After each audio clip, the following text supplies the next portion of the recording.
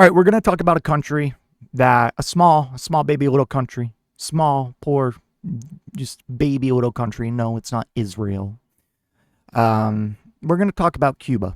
Cuba is a country that I have a special place for in my heart because if you want an example of what the United States does to a country that doesn't, submit to their will or has a stench of communism, what they will do to it. So Cuba is a country that for, I'd say, like literally over a century now, we have played an active part in just absolutely squandering any chance they have to build a successful nation. Now, we're talking about, we talk about all these tariffs and these sanctions on like Russia and shit.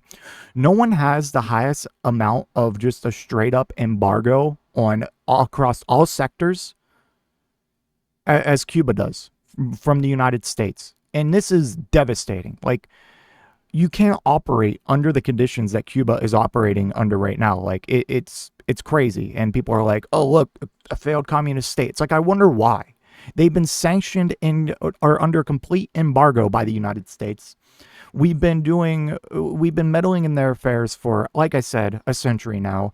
Whether it be covert interference, trying to assassinate their leaders, trying to do like a straight up invasion, and like even stealing some of their land.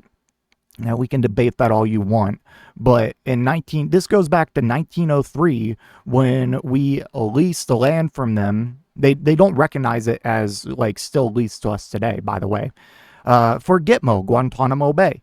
So our affairs in meddling with Cuba has gone back since at least 1903. So yeah, I have a little bit of a soft spot for them because there's a lot of countries around the world that we have fucked over and we continue to put down. And this is one of them. Like, Cuba could be such a prosperous nation. Not the thing of like, oh, well, if they just get rid of communism, they'll be prosperous, bro. It's like, no. If we actually traded with them and did business with them and lifted the embargoes and actually built trade ties in a relation with them, oh my God, they would flourish. It would be amazing. It would be amazing. But for whatever reason, we still treat them like it's the fucking Cold War.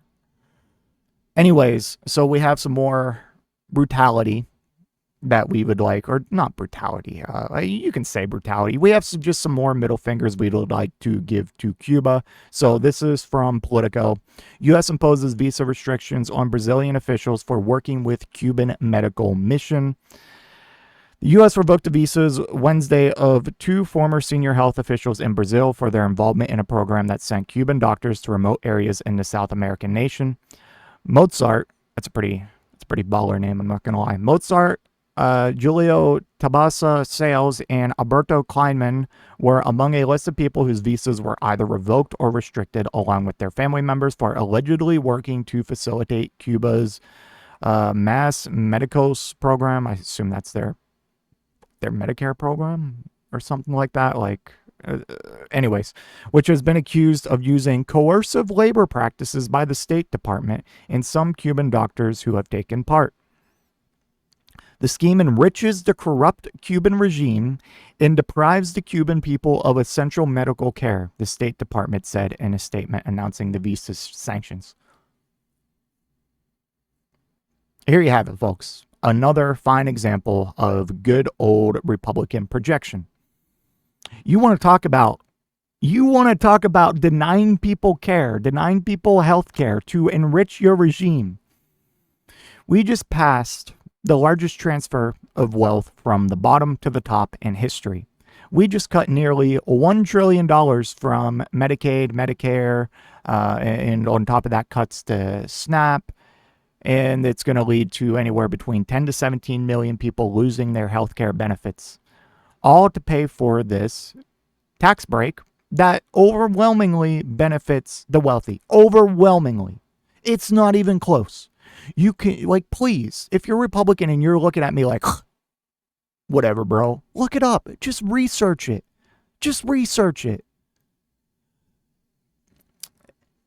And we are going to stand here and be like, this corrupt regime is depriving the Cuban people of medical care and they are enriching themselves in the process.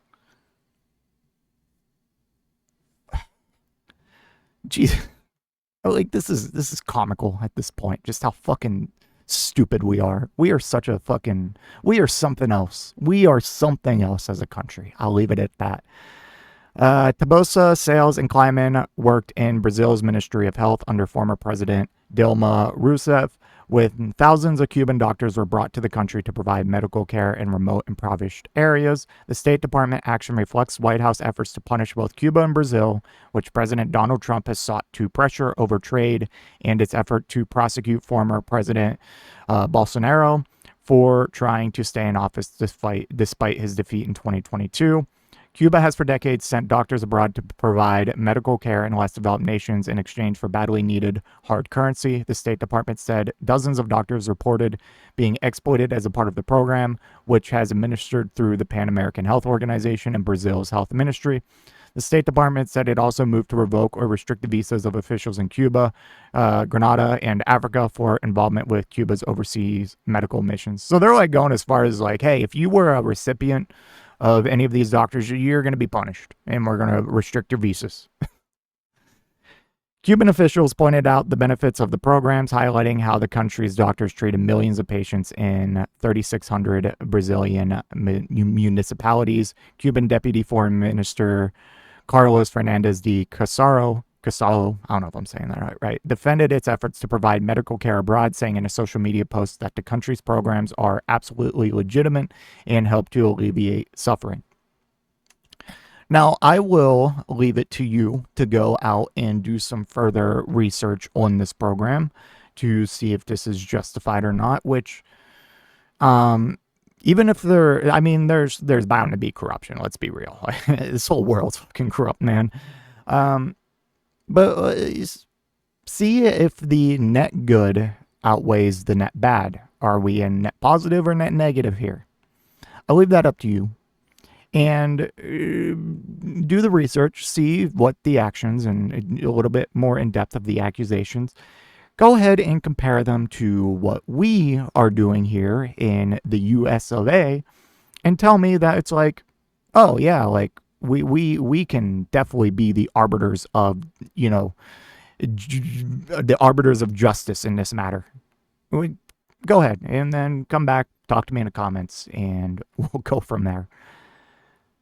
Jesus Christ, man. All right. Let me know what you think in the comment section down below, and I will see you in the next one. If you made it to this point in the video, I just want to give a special thank you. If you enjoyed it, please hit that like button down below. And if you really enjoyed it, maybe consider hitting that subscribe button while you're down there. I want to hear your thoughts in the comment section. I will try to reply to any and all comments that I can. Until next time, watch that video on screen.